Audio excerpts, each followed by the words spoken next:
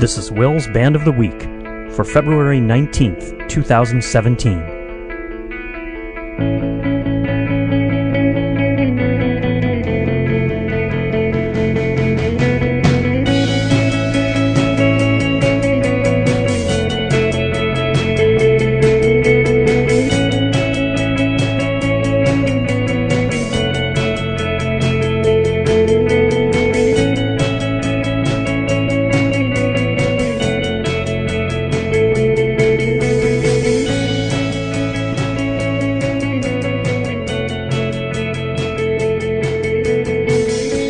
Hello and welcome to another edition of Will's Band of the Week.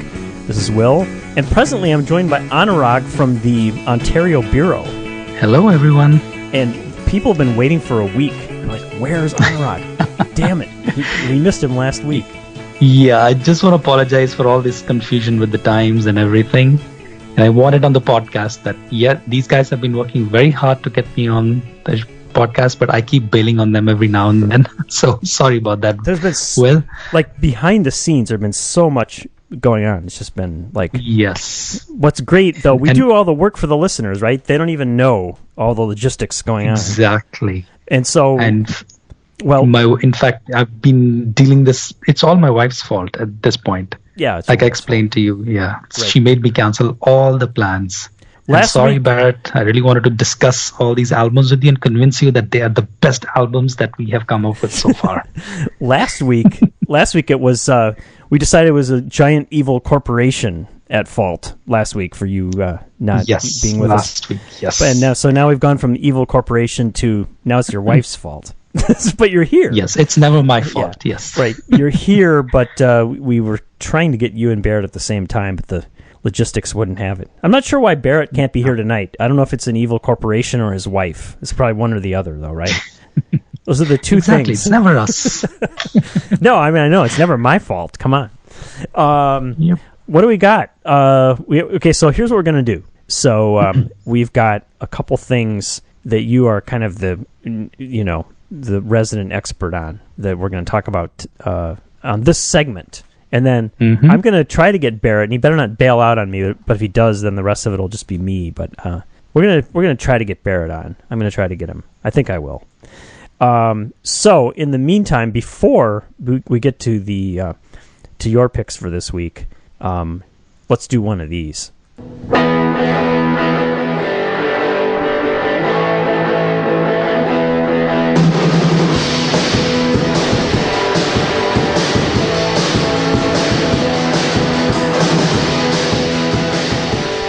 You know what that means, right? You went to another show.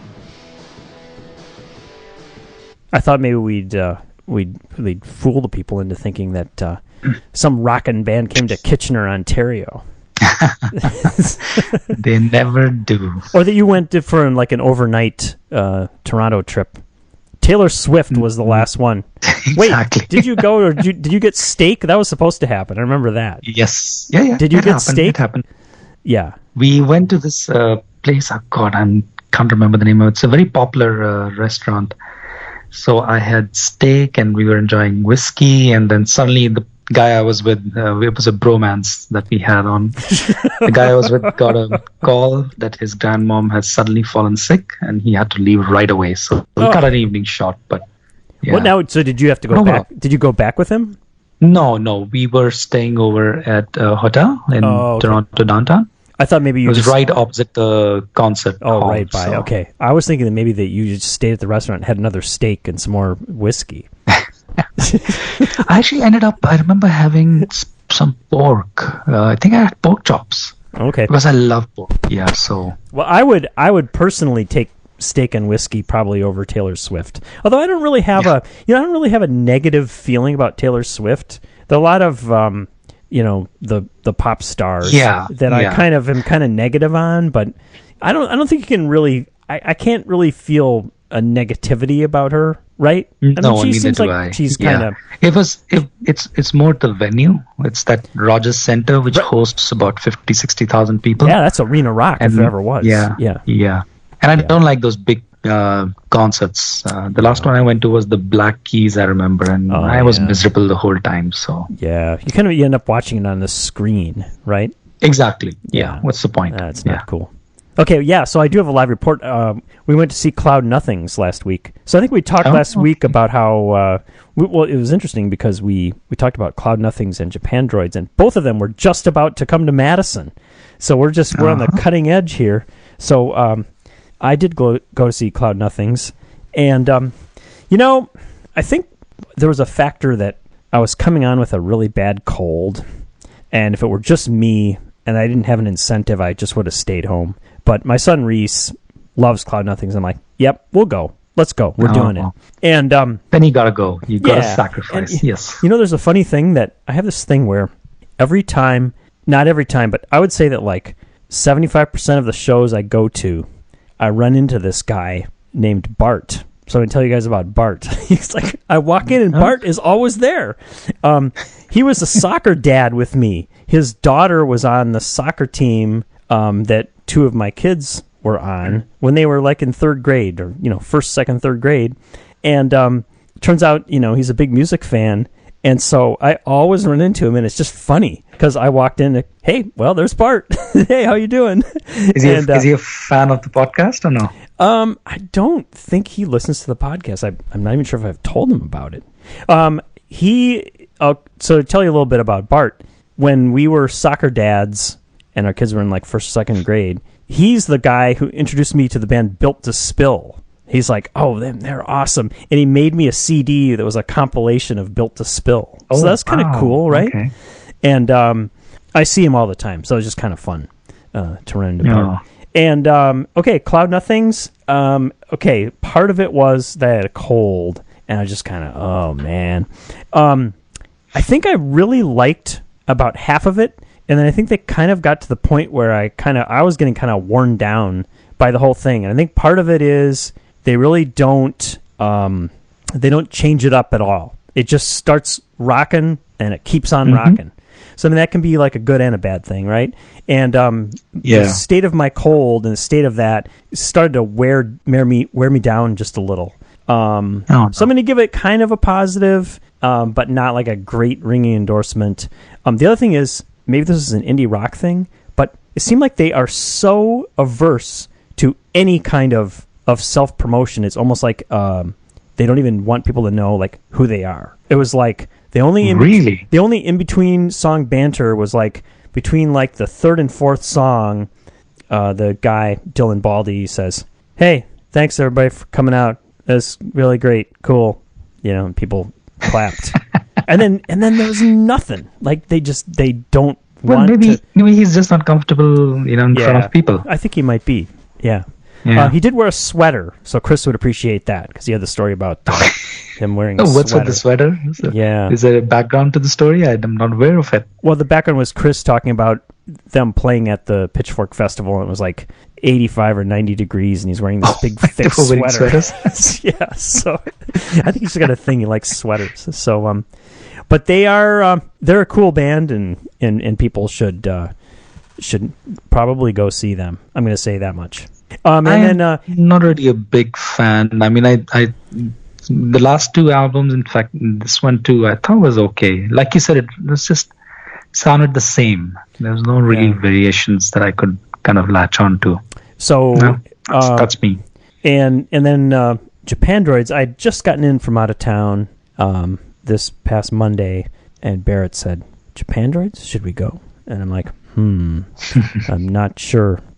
And then as the hours went by, Barrett and I both faded as aging rockers, and we didn't go. But Chris went, and I think he liked it, but I haven't talked to him. But he posted a couple of things that kind of implied that he kind of liked it. So we'll have to find out a little bit more detail at a later date. Yeah, Japan Droids playing in Toronto today. Oh, they are? And you're tonight, not there. Yeah, and I'm not there. Oh, I'm sorry, tomorrow night, not tonight, 17th. And I can't go. I have a poker night tomorrow, so. Oh, well, that's pretty important. That's pretty good too. So that's pretty good that you have a poker night. Yep, actually, we have really good friends in the neighborhood, and all the women decided they want to go see a movie. I think they're going to see that new 50 Shades movie. Oh, okay. So the guy said, okay, well, what are we going to do? And decided, okay, it's time for poker. That's what men do. Okay, so That's what men do.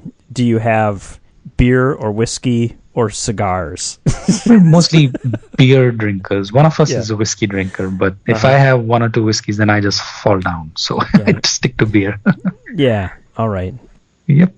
So yeah, I can't go to Japan Droids, but this year I will give you at least one live report. That I promise. At least one.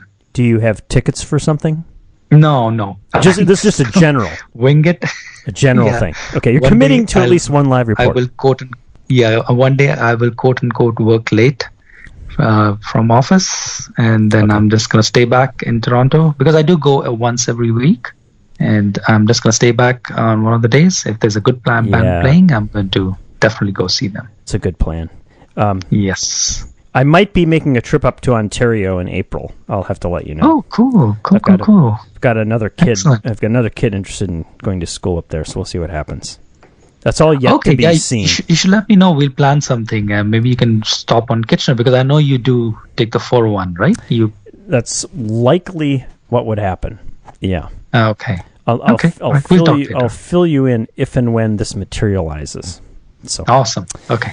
All right. So so we almost talked about Allison Crutchfield last week, but then you weren't around, and then Chris hadn't listened to it at all, and then Barrett couldn't decide whether he was going to take the gloves off and figuratively slug you, so therefore we decided to wait on it. So Allison Crutchfield has a new album called Tourist in This Town, and she's the twin sister, right? Are they twins? I think they're twins, of Katie Crutchfield.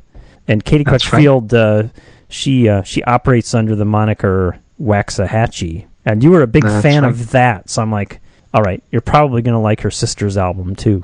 Yes, I did. Now, it's not just necessarily that we shouldn't assume that, right? It's not like, like Michael Jordan had two sons who played basketball, and they were good, but they weren't like Michael Jordan, right? So exactly right. So so she, I know they collaborate. They were part of a band earlier, right? Yeah, and then they split up, and then they went their own ways. But I do know that they provide support to each other because, like, I was just looking at Tourist in This Town's the credit list, and I see Katie Crutchfield there. She took part in some aspects of this album, like so she vocals plays, and everything. She's on some of it, huh? That's interesting. Yeah. So that's nice. Yeah. Yep. So this album, I thought I listened to it only because Waxahachie, and but it is an amazing album. I love it. It is definitely going to be on my top 10. All right. I don't know where. That's one of those declarations. Yeah, it's kind of bold, but that's pretty good. In Feb, imagine that. Right, exactly. Well, looks like we got 10 tracks in this album, so I'm going to let you take the first pick, which you should do. Okay, let's start with the quote-unquote hit. It's called Dean's Room, track number 4.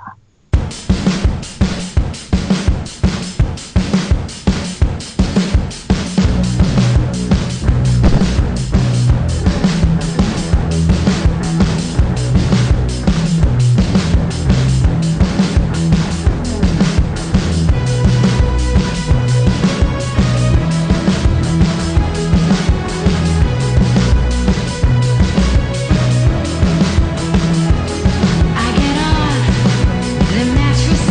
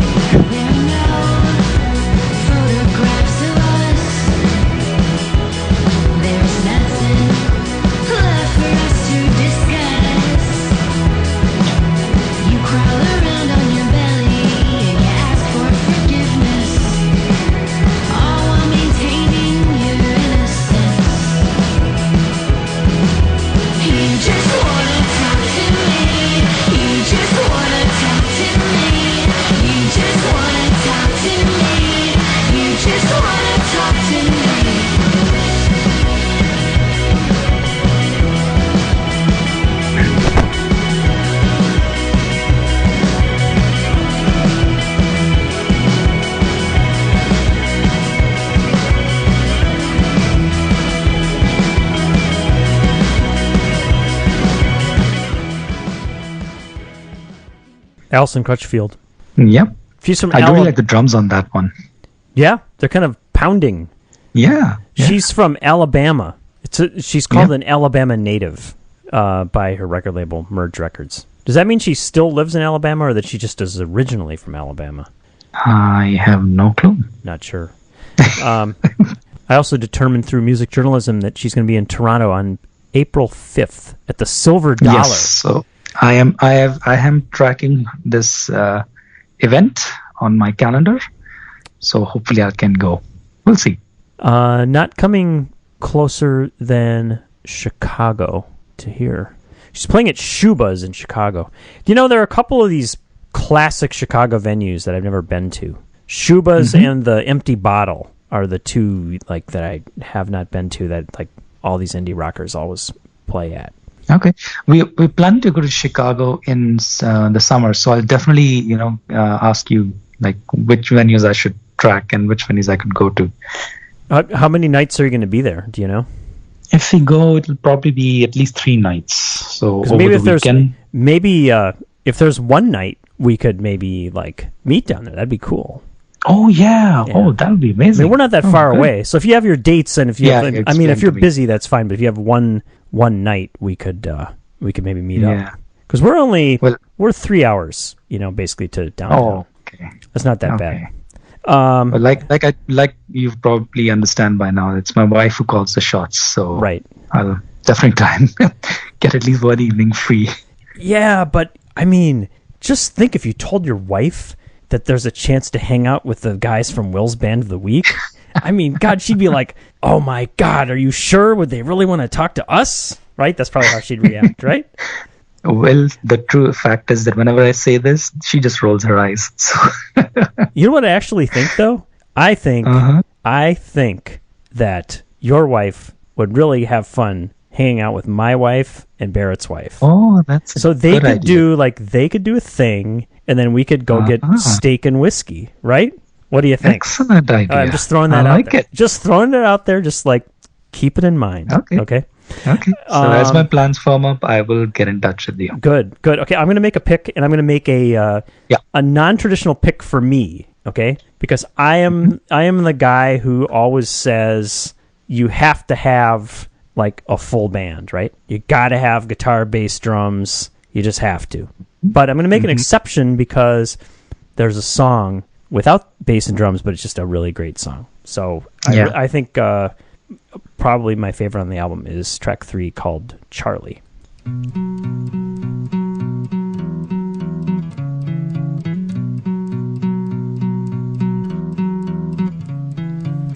Falling sensation in your sleep tonight. We sleep in the same bed at the opposite times. And Charlie, I call out your name, but I still call you darling in my mind. I was in Porto this time last week, drinking champagne sangria on the rocky beach. And I was angry with you, but I still wondered if you miss me.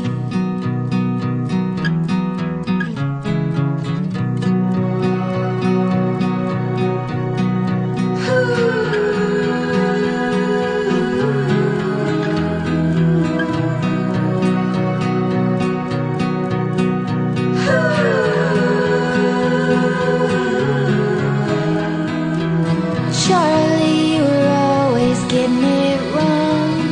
You yell in my face, you tell me I am strong, and you tell me I'm the only one that you have ever trusted enough to lean on. Wake me up when you kiss me in my sleep. We live in secret, you're present at my feet.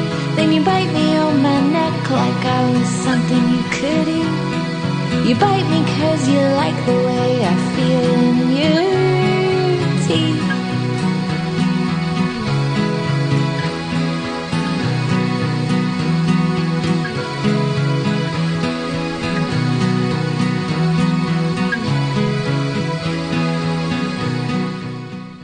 And it's really nice. Good one, right? Yeah, I'm kind of just looking at the titles of the songs. You kind of can make out this is like a breakup album, right? Yeah, it kind of has that feel to it.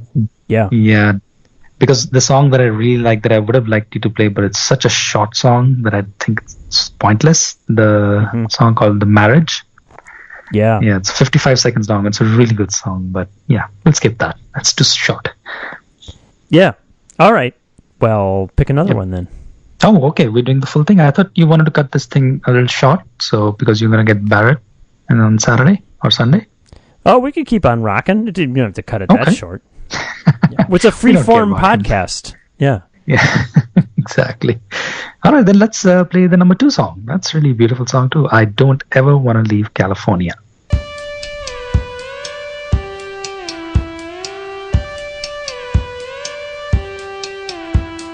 Darling, you're to mid-Atlantic.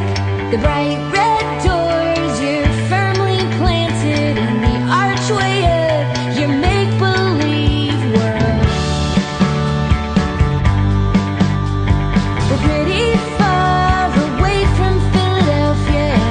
That's fine, 'cause I'm really starting to hate you in any ways I look into. I keep confusing love and nostalgia. I don't ever wanna leave California.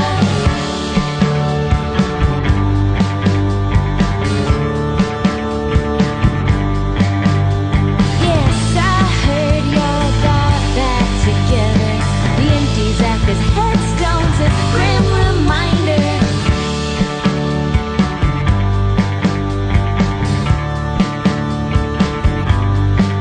On the avenue of the giants, the sun really cuts through. And unless you force your way in, I don't think about you. But you always have your cake and eat it too. Have your cake and eat it too.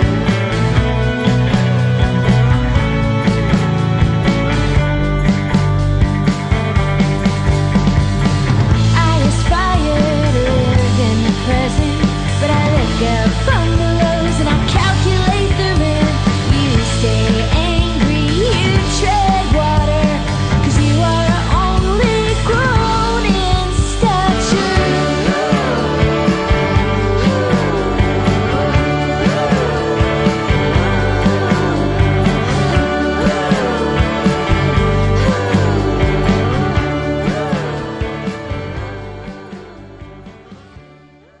Did you just play the whole song? No, absolutely Oh, okay. not. Okay. I would never do Sounded that. like it. I would never do that because we could get sued. But wait a minute. Maybe that would be okay. We keep trying to get sued.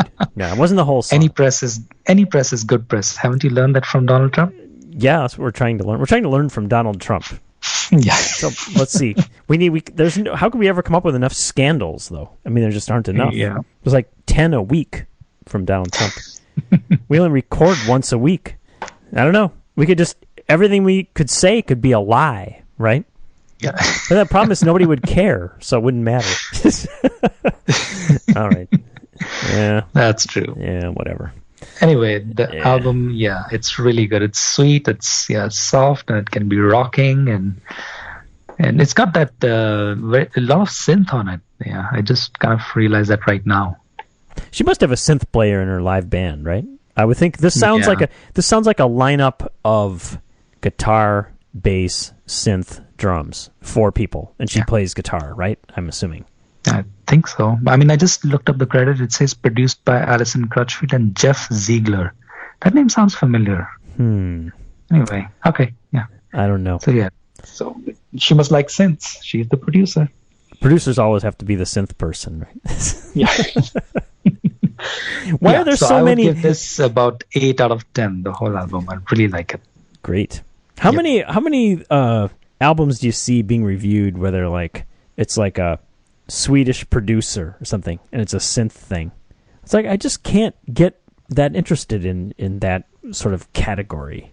Even though I mean they're probably doing some really interesting creative stuff on some level, but I can't bring myself to immerse myself in it. So, then you're gonna hate the next pick that I have. You know what I was gonna say? I was just gonna say this. I was gonna say, speaking of things I'm not sure if I want to immerse myself in. Okay, so tell us about the band, and I'll tell you my experience with them. All right. So the only thing that I know about the band is that I listened to their album called Mazes. I think it came out in 2010 or 11. I'm not really sure. And 2011, I just see it online right now. Mm-hmm. And I loved it. Now, the big thing about my background is that I come from India, as you know. Mm-hmm. And our classical music is immersed in droning. Like it's just droning and droning and droning. So that's why I kind of, get attracted with a lot of music from the Western world that kind of specializes in droning. So this is one of those bands. They kind of follow a group. They remind me of a group called Suicide. Do you remember them? Back in the 70s? Yes. Yeah. Yeah. So this is something that's similar in the line, but they have a lot more going on. Moon Duo has a lot more going on in their albums than Suicide. Suicide was very simple and minimal music. This one is not, but it's still the same style. That's why I kind of got attracted to it. I hated their last album, Shadow of the Sun, but everybody liked it. But this one, it came out, I listened to it, and I loved it. And it's volume 1, and I looked up, and the volume 2 is going to be released later this year. So Moon Duo. I have no idea where they're based. I don't know who they are. So don't look at me for that information. Just Google it. We'll do some music journalism. But okay. It's called Occult Architecture, and this is volume 1. Volume 1. That's right. Okay, so what are we starting with? All right, so the songs that I like are all the really lengthy songs. Number 4, number 5, number 7. So let's play number 4. That's the rocking one. Okay, it's called Crosstown Fade. Crosstown Fade. Yes, sorry, I should have said the title too.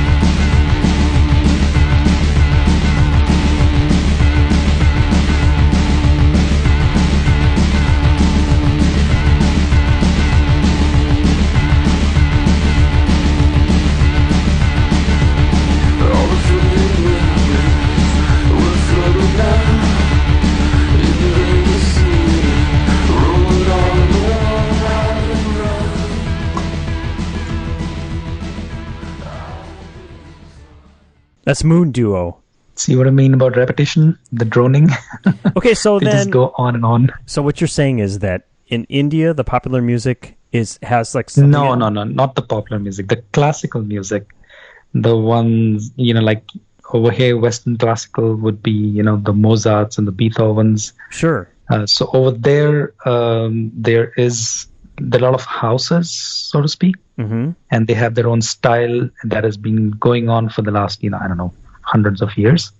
And each music over there kind of like the classical music, even this, when you're singing, you're singing and like a drone. It just goes on and on and on. And my mother was really deep into it, so that's why I probably picked it up from her. Well, it's very interesting. So it's like it's like almost like a hypnotic state kind of thing. Yeah.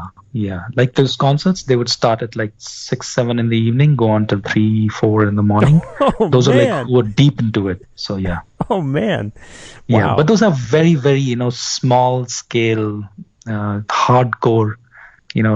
People who love that music. I mean, I could stand it for like maybe 10, 15 minutes and then that's it. Put on some Metallica or something. But it's still like you think you got some affinity for drony music. So, okay, I did some music journalism. Here's an interesting thing. Actually, I'll make a side comment here.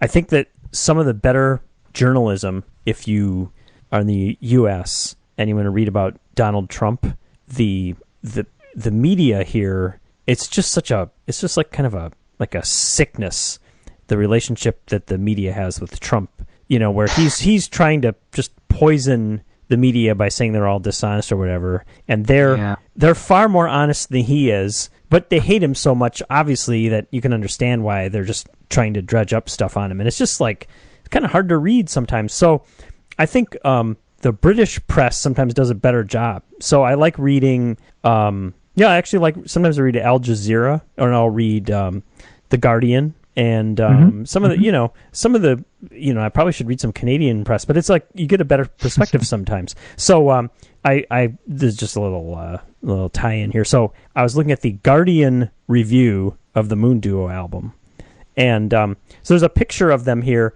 and it's a guy and a woman, and the guy is wearing an Oakland Raiders baseball cap, sunglasses. He's got a big beard that's kind of white with a little brown in it. You can't really tell how it looks like he's like the beard makes him look a little older, but I don't think he's that. He could be 40. And there's a woman who looks just kind of like a normal woman kind of thing. Nothing like outstanding, nothing unusual really. And they're from Portland, Oregon. So there you go. Okay. Yeah, and I think they you wouldn't be surprised if you heard they were from like San Francisco, I think. Yeah. For the psychedelic rock. That's what I kind of assumed, but yeah. I guess not. So, Portland, just go north about 8 or 10 hours and you're in Portland. But here I love this. There's a comment right after the article on The Guardian, and it says, "In fact, looking at him, is it a coincidence his surname is Mumford because he looks like their average fan?" It's like, no, that doesn't look like that's not what I would picture. Assuming they're referring to Mumford and Sons. Nah. Yeah. He looks more like a Jay Mascis guy or something. I don't know. Exactly. Yeah, you're right. Huh. I mean, he looks like he could be in this band. So. Yeah, I'm looking at the picture too. Yeah, he doesn't look that old. And that's the journalism you've done. You've taken a look at the pictures. Well, that's what was on The Guardian, though. Yeah. So, I got up about 3/4 through this, like in my office, and that's because you only told me about this like 2 days ago. So, in my defense, I haven't had much of a chance. But I did kind of get left with this thing of my question in my mind of how much do I want to delve my mind into this and immerse myself in this drone music? I'm really not sure. So you're gonna have to play some more to see if I decide I want to do that. Okay, let's play the first one, the Death Set. It's a very odd song that changes direction completely. So I don't know. I think play maybe 2 minutes, 1.5 minutes, 2 minutes. Should we break in a little bit? It's a 6.5 minute song. That's the problem. I can't give you the time where okay. Well, break, why don't we let's just be risky. Let's break in at 1.5 minutes, and we'll just kind of see what happens. Sound good? Okay, sounds good. Okay, here we go. It's called the Death Set.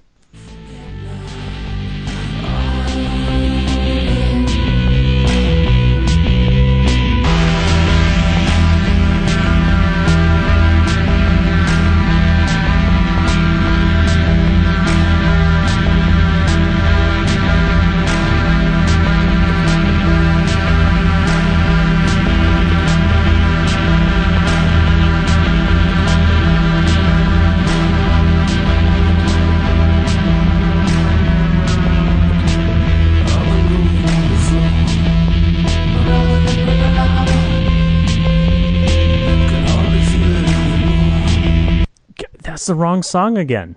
That was track 2. Oh, okay. Jesus Christ! I thought you started playing it. I was thinking, shit. I was thinking that sounds like Suicide. So that's like I was going to be like, oh, okay. I don't know what happened. My iTunes is messed up. Okay, I'm finally going to... God, this editing job's going to be terrible. Okay, here we go. Okay, here it comes.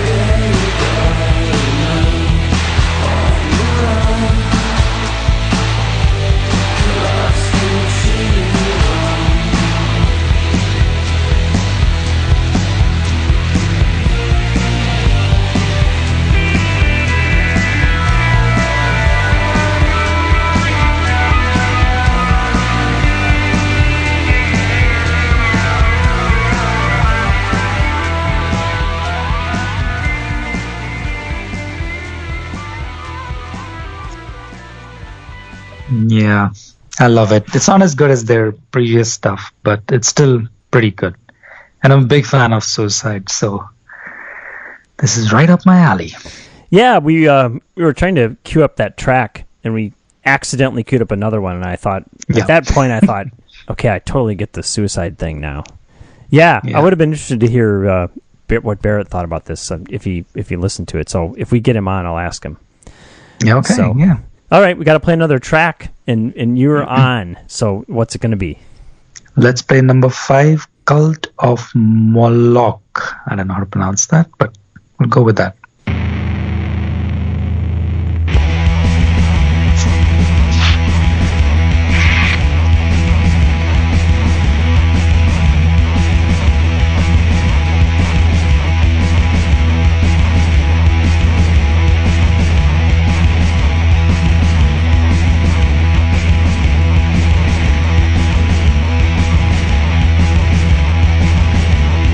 Darkness turns into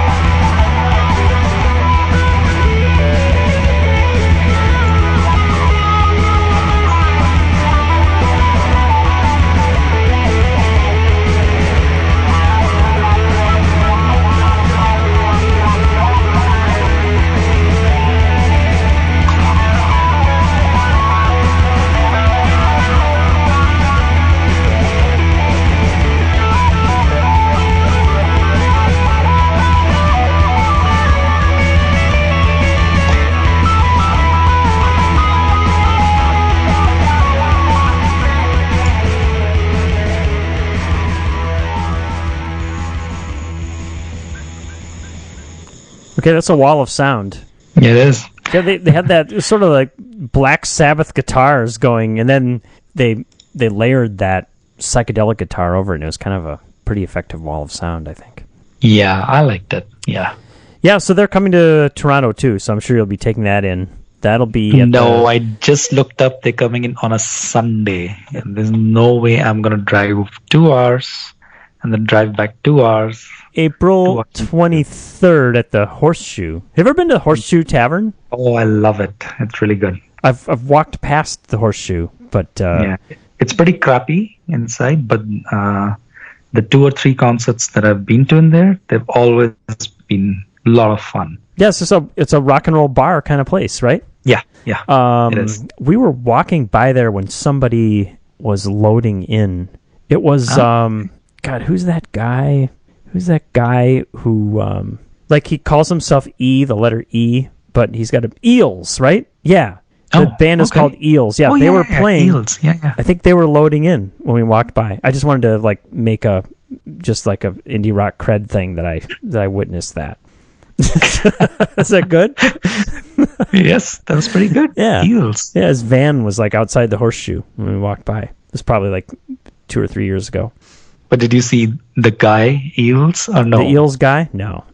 Just I think I saw like like those crates, those heavy duty, things for bands that go on tour where they need like super heavy duty equipment. Well, I did want to say when I did the live report on Cloud Nothings, I want to say this. They upgraded their merch because they've got like really cool color t-shirts now, and my son Reese got one, and it's really cool. So do you always buy something from... It is very often that if I take one of my kids to see a band, that they want to get a shirt, and I almost always buy one for them because I kind of think, let's support the band. If they're into it enough that they want a shirt, then let's do it. That's $20, and that's a worthwhile investment, right?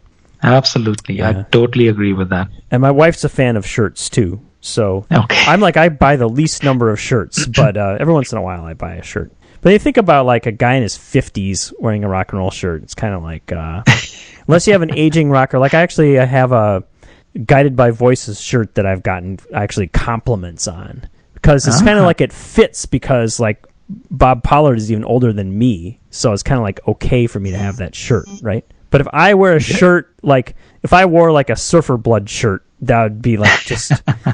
they're 25. It's like, why would I be wearing that? So I'm like, for my son, my son, hot man. My son, well, that's true. Yeah, thinks. But my son can wear that shirt, more appropriately than I can. So, yeah. All right. I think that's pretty damn cool, Anurag. I mean, I think yes. Either it's gonna be a long podcast, or we definitely killed more than half of it right there. So absolutely. Okay, keep listening to music and keep telling us when you come up with really cool ideas and bands to promote, because that's what we're all about here, right? Yes, and I'll try not to let my wife interfere with our plans. Don't let that happen, right? I've got an ever-increasing list of fun bands that I can talk about. This is kind of cool, and I kind of like it. This might have... I kind of have this thing where I'm actually hoping to fall a little bit behind so that we can, when there's a lull, I'm going to be like, hey, wait a minute, people. We don't have to always be on the cutting edge, right? We can talk about something 2 months after it came out. We're not constrained by, trying to be so cool that we talk about something like the first week it's out, right? Yeah, absolutely. Yeah. So I'm gonna bank some, I think. In fact, I do that quite often, like September, November, and December even. I'll just suddenly realize that, this is a good album, and realize that it came out in Jan. So you miss it. Yeah. I'm looking at my list of new music, and I've got 9 albums that I could potentially talk about. Cool. The ones that you sent me, that you also wanted to discuss with Baron. Yeah. Out of those, the one with the punk one, it's so good. You like that one? I'm having fun listening to that. Okay, good. That's fun. All right, so we have a little preview that you like that one. So I don't know. Yeah. Barrett hasn't. He just said I'm going to try to listen to at least one of those. So we'll see what he does. He's a lazy bum. Yeah, I know. Come on, man. Yeah, totally. All right, we should let you get on. It's even an hour later.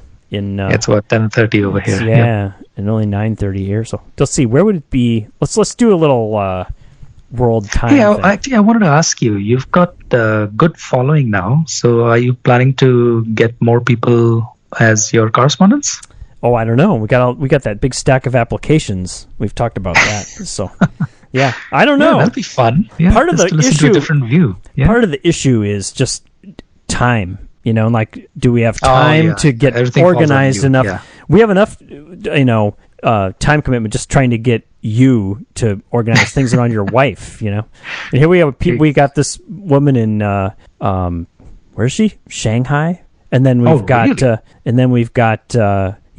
Zuger in the Appleton Farm League, and and part time in New York City, of course, and then. I don't know. It's a matter of time, so it's really cool. I mean, it's glad to have these things at our potential disposal. So we're still working on it. So, no disrespect to anybody who's got an application in that giant stack. So, yeah. All right, we better let you off. So, thanks, Anurag. Yep. No, thank you. Thank you for just accommodating my time. And you bet. Had good fun listening to these albums, and I do listen to all your podcasts, even the last one where you kept rambling on even after the credits had rolled. You kept going? Oh, that's great. Yeah, I kept going. Yeah. Did you get a chance to get a free shirt or something, right? That's what this. Yeah. What did Barrett say that we need to make like 500 to make it worthwhile? I forgot what it was. He's like, he wanted to make shirts, and he's like, but it's not cost effective until you make some ridiculous number of them. So yeah. All right. Maybe if we get sued, we'll get big enough that we can make T-shirts. So that's right. Yes. All right. Come on, Donald Trump, do your thing. Yeah, we could get a spat with Donald Trump. He'll say like, Yes. then he'll tweet something like, "Failing podcast." Yes. Sad. This podcast treats me very unfairly. All right. Okay, that's enough. Thanks, Anurag. We'll talk to you again soon. All right. Thank you. All right. Bye. Bye-bye. Okay, we're back, and guess what? We got Barrett here. Yep. Hey, that's pretty cool. Yeah. Again, it sounds pretty seamless to the listeners. They don't know all the negotiations that had to happen. Right. All the back and forth we had. Oh, my goodness. It probably sounds like Anurag just left and I walked in. Right. It probably sounds But just yeah, like... he's been in Kitchener, and right? Yeah. Yeah. So Yeah, so here we are. Barrett live in studio. So we're just going to keep it rolling because that's how this podcast operates, right? that's right. And unfortunately, we have to keep it rolling with one of these. And now it's time for the death of the week.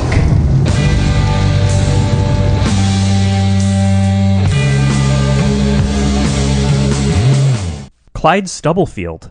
Yes. I wonder how many of our listeners have heard of Clyde Stubblefield. Probably not very many. I'm not a good judge because, I've heard of him because he lived in Madison for so many years. In Madison, he's basically a famous person. Right. And a drummer who played on a lot of famous albums and with famous musicians. Right. Right. Most notably, I guess, James Brown. And, so he was doing that in the 60s, and he moved to Madison in 1971 when, I've never read what drew him to Madison or I don't know anything either. like that. But I never saw him play, but he'd be, live. I think he had like a weekly gig somewhere for many, many years. Right. Yeah, he did. They called it like Clyde Stubblefield's All-Star Band or something like that. Right. And they'd get people and they'd do rock and roll. Right. And so he was, in musicians circles, he was famous. And locally here, he was extremely well known. And one of the stories about him was when he started to have some health problems, maybe, 10 years ago, they did a music benefit, and they raised like $10,000, I think. But his medical bills were like $80,000. So Prince paid it off. Yeah, I heard that he paid like $100,000 toward his bills, which is pretty cool. So then presumably he had been doing better for a few years, but just died this week of, I think it said kidney failure. Mm-hmm. So yeah, 73 years old. It's bad when your body gives out. Yeah. Damn. It happens very gradually, Well, I can tell I because can tell myself. I run a lot slower than I used to. My ankles aren't what they used to, but my ankles are starting to go. And how's that repaired foot with a screw in it's it? totally fine. That's pretty cool. It's as if nothing ever happened. Yeah. Yeah. Huh. Well, anyway, so there's this thing that Clyde Stubblefield is, I guess, kind of known for that we didn't really know that much about. But there's this thing called the Funky Drummer, and I guess it's a recording that he made with James Brown, right? And then the drum beat that Clyde Stubblefield played got sampled like a whole bunch of times. Like it's like supposedly one of the most sampled drum parts, right? Right. So this is it.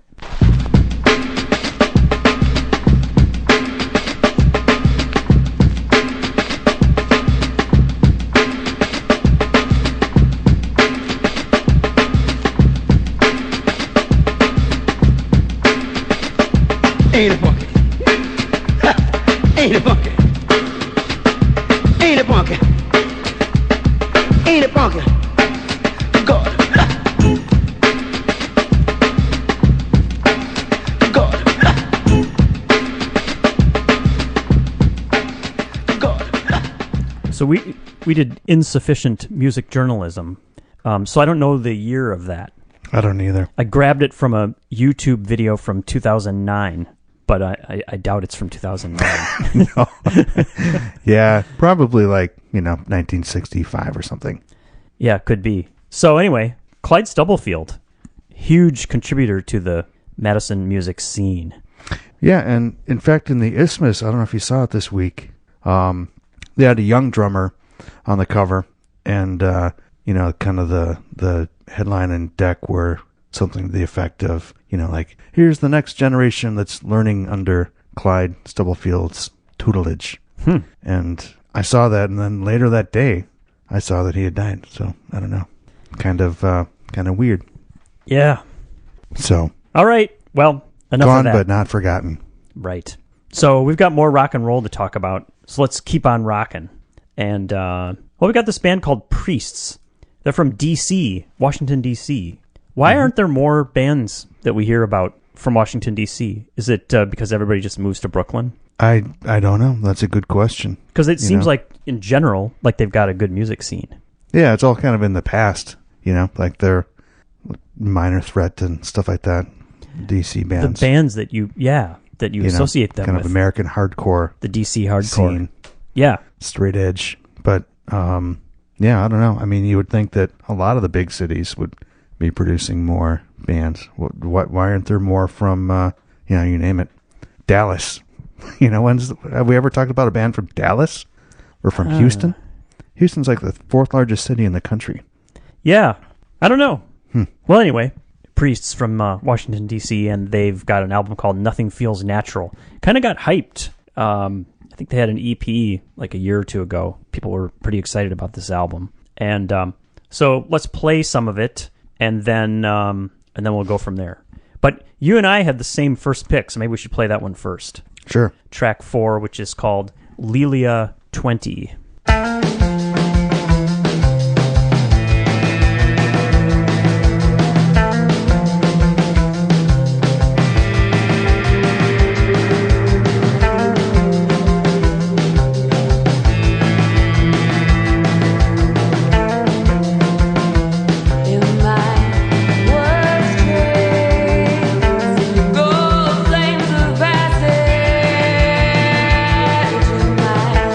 Words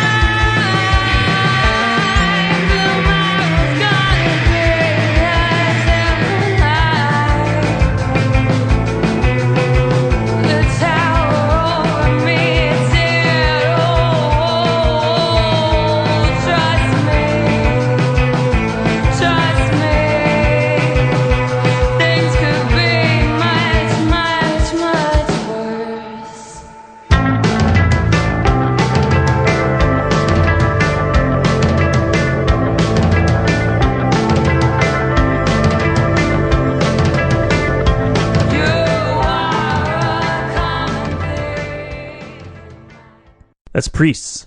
Yeah. Did anything about that song strike you? Besides that, obviously, we both liked it. Yeah. Did it remind you of anything? No, I don't think so. No? It sounds like a Peter Hook bass part. Oh. Well, I definitely liked the bass. I mean, I was kind of drawn to that bass line. Yeah, it sounds to me like a Joy Division song, like a little peppier than most of them, but had that kind of a feel to it. They've got a lot of influences. They get called a punk band, I guess, kind of in general. I think the singer has a little Slater Kinney kind of style sometimes, and she's got pretty good broad range vocal abilities, I think. Yeah. The other thing they say about this band, where I am completely in the dark, is that the lyrics are really biting and cutting edge and everything. But I could not ever get to that point where I was understanding and listening to the lyrics. Did you ever? No.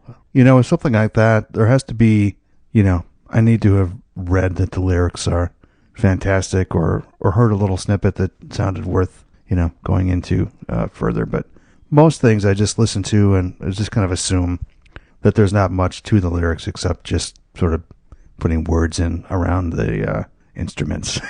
Yeah. So this is probably one where it's, sort of untapped on our part, because from what I've read, that if you wanted to delve into the lyrics, they're probably pretty good. Mm-hmm. So we'll just say that. That's how's that for a high level of music journalism? That's good.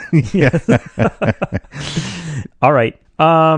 Okay, I know it's maybe disfavored, but I think I'd like to play track 1 because I think it kind of gets the album off to a good start. And one of the things is kind of a geeky thing to say, but I like the way it's recorded. I like the just kind of simple, punchy drums and bass.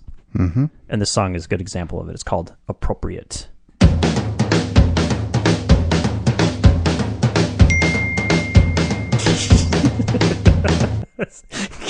That was in key. It kind of sounded good, actually. I should have just left it. Oh, well.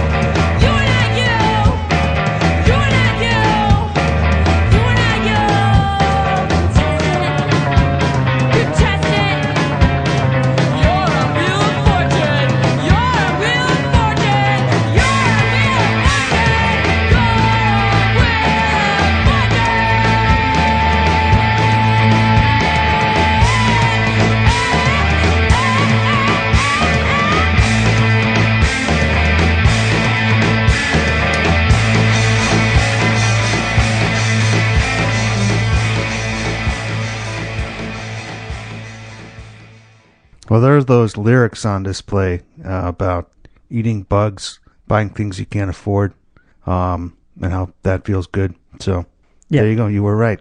Yeah. They're just setting the table for what's to come with the rest of the album. These guys remind me a little bit of X-Ray Specs. Yeah, remember them? I don't think I listened to them very much. Yeah. I remember the band. Their big song was "Oh Bondage Up Yours," and but the whole album, "Germ-Free Adolescence," is pretty good. I had it for a long time before I ever really listened to it all the way through. But it's worth listening to. Good. Everybody out there wants to hear some old punk. Yeah. So this to me sounds, even though it's got a lot of influences, it sounds kind of fresh to me because, I don't know, there's just not a whole lot of other stuff like this. At least it's been brought to the forefront of, the music press or whatever. I agree. I like this quite a bit.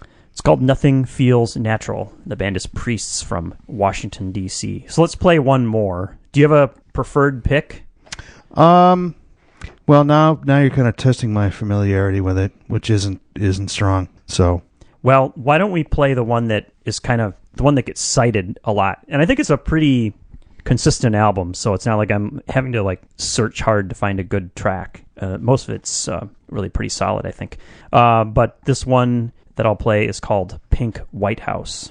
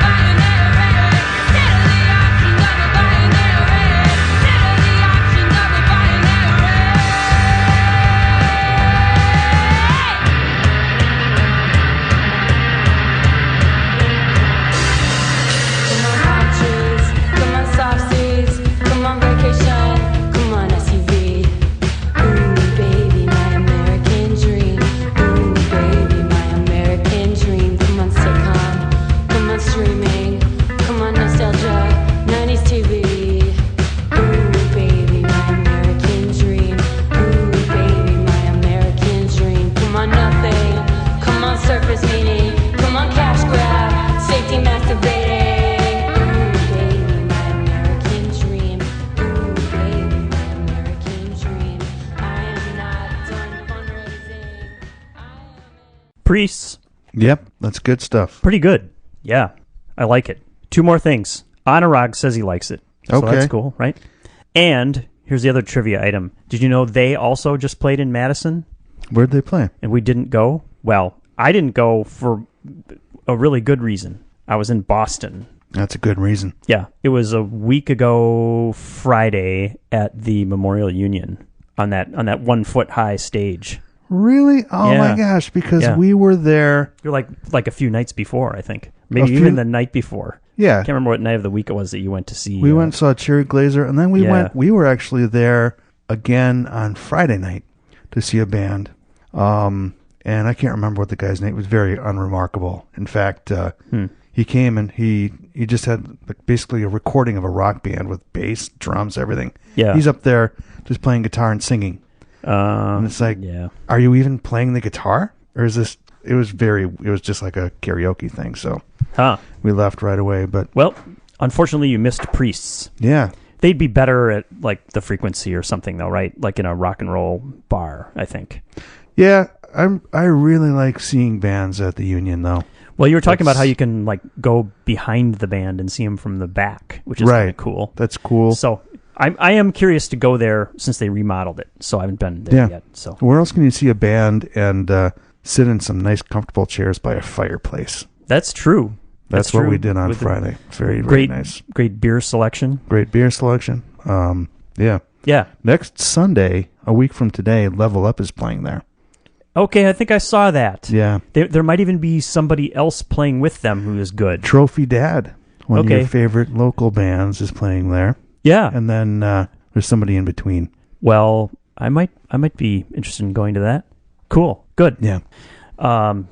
Remind me of that as Okay. it approaches. All right. Anurag and I were talking about how you and I, being aging rockers, bailed out on Japan Droids. Yeah.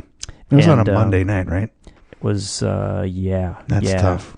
And Chris went, though, and it seemed like he liked it. So there's a second time now in this podcast that I've mentioned that Chris went, and it seems like he liked it. How's that for music journalism? Well, there you go.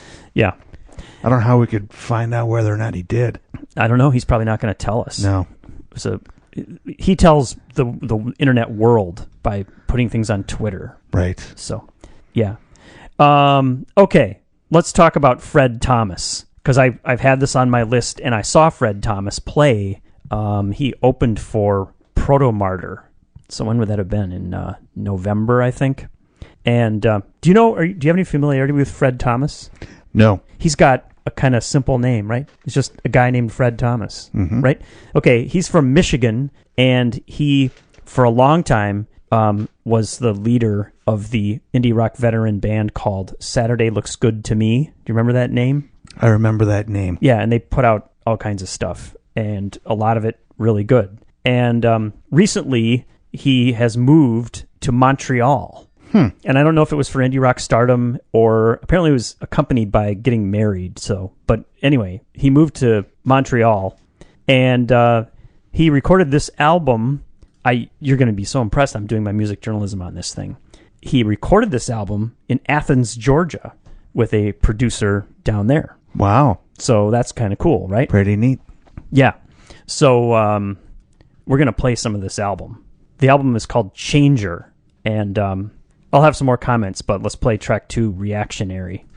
I remember daylight raining, driving through the endless West Texas fading, in remote negotiations, on my own evaporating world.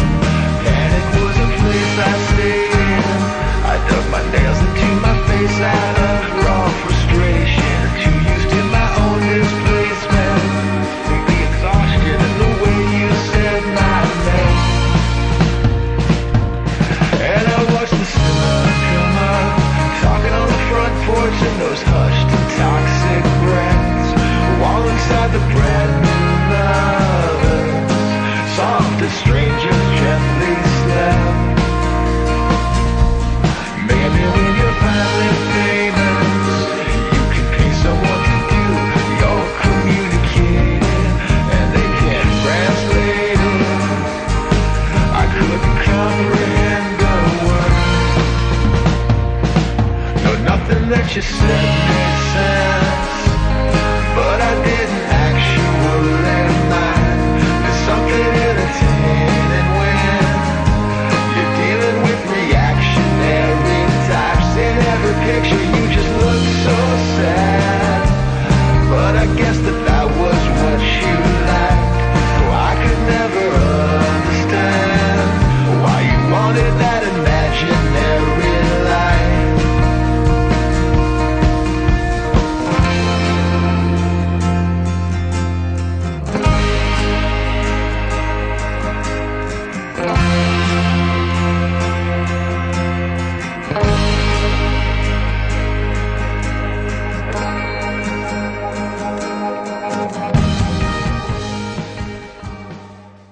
Fred Thomas. Yeah, I don't know. I didn't listen to this at all. So, first impressions are that it's pleasant enough. It's pretty tuneful, I think. I was predisposed. I've listened to some of his other stuff and liked it. And then when I saw him live, it was just the budget tour thing. It was just him and a guitar. And he kind of pulled it off. He's got very witty, kind of introspective, interesting lyrics. And so he's pretty good at pulling off that solo thing. But obviously that song is an example of like a full band sound, which I think he'd be great to see him with a full band. So, all right, let's play another one. This is called August Rats, Young Sociopaths.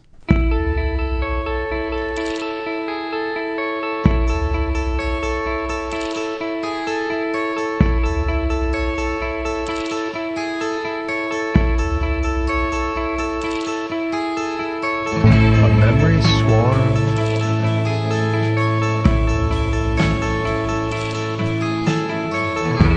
kiss or hide.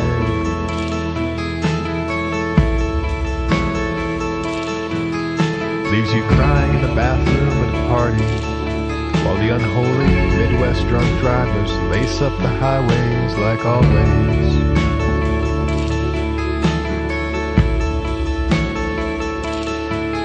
Here's another night. It feels amazing until the morning.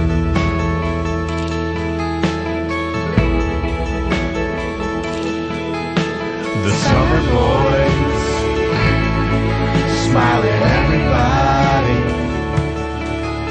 but they only leave with young sociopaths. Ugly smiles on such pretty people. They're worse off in a lot of ways. That's what she said. The August rats are the first to feel the chill when the fall's coming on.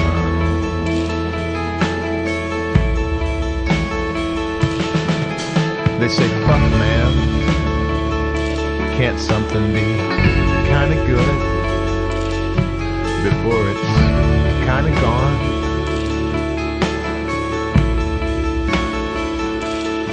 Here's another garbage year. Fred Thomas. Yep.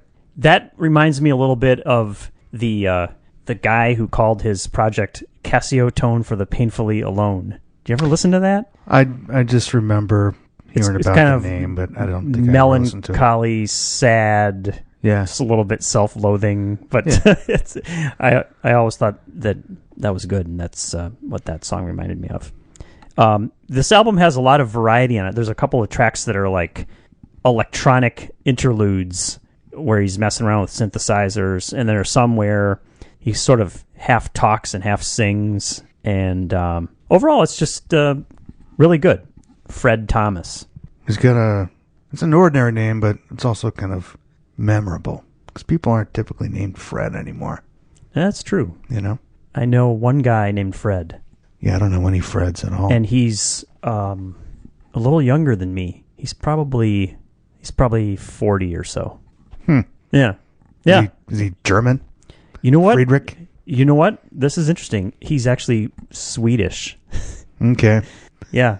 I think he grew up in Sweden. Yeah.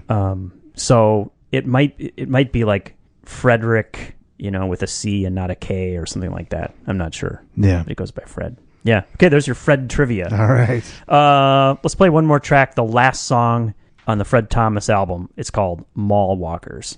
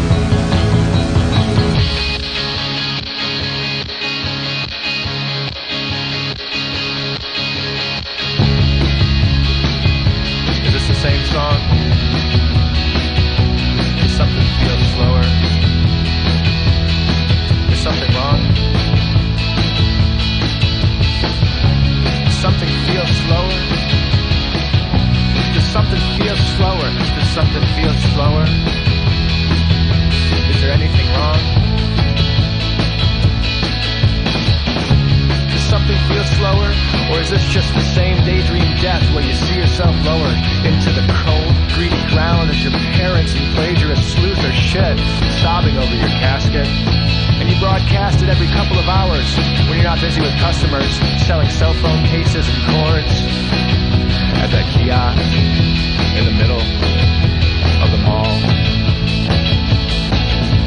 Air-conditioned days in this insufferable summer.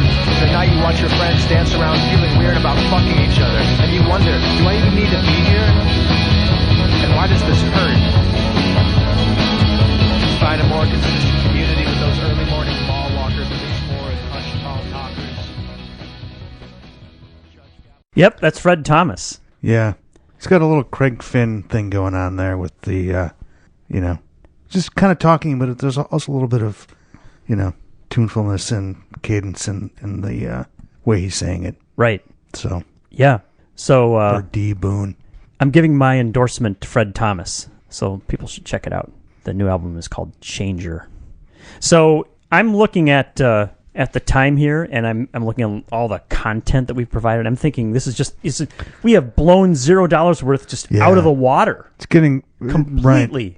I think every minute that goes on, we're getting diminishing returns on this thing. We're kind of giving them a little too much, I think. Yeah, for sure. Yeah. We need to tone it down. We'll try to get some music that's not quite as good next week. Right. And maybe will be a little bit less interesting than this week to try to just balance it out a little bit. Right. Yeah, I think it's going to have to happen. So, but go ahead, listeners. Take it. Take all the free content. It's all right. No problem. You mean they don't have to...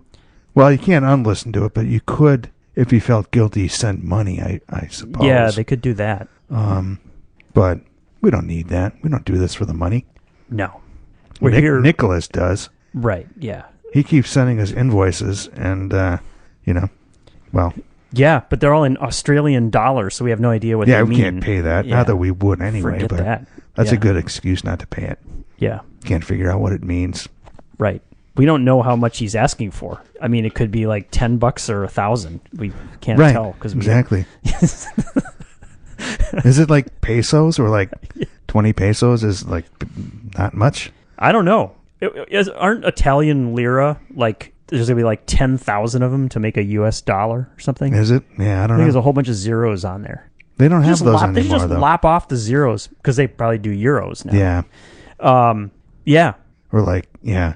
Wouldn't that be kind of fun if they just decided like U.S. currency, just effective whatever date, we're just going to take a zero off. Wow. Right? You could just do that. Mm-hmm. Just everything would then cost 1/10 as much, but you would only make 1/10 as much money. Right. It would just be kind of interesting. Yeah, it would kind of be like, well, what's the difference? It would just be, I don't know. It would be literally no difference. Right. Yeah. It's just you'd be applying different numbers. So psychologically it would... Or maybe go the other way. Make everything, times 10. Yeah, you could do that. Yeah. So then people, like lots more people making $1 million a year, and they think, like, wow, look at me. Yeah. That's great. Right. Yeah, that's true. Well, all right. We should sign off. Let's talk to people again next week with another edition of Will's Band of the Week. Should we do that? Let's. Okay. Good night. All right. Good night. You can subscribe to the Will's Band of the Week podcast using iTunes or any other podcast app. All of our podcasts are also available directly on our webpage, willsband.net. You can contact us directly by email to willsband@yahoo.com, on our Facebook page, or on Twitter @willsband. The Will's Band of the Week podcast is brought to you every week from Fourth Bedroom Studios in Madison, Wisconsin. Our theme music was composed by Grant and performed by Grant and Will. Thanks for listening.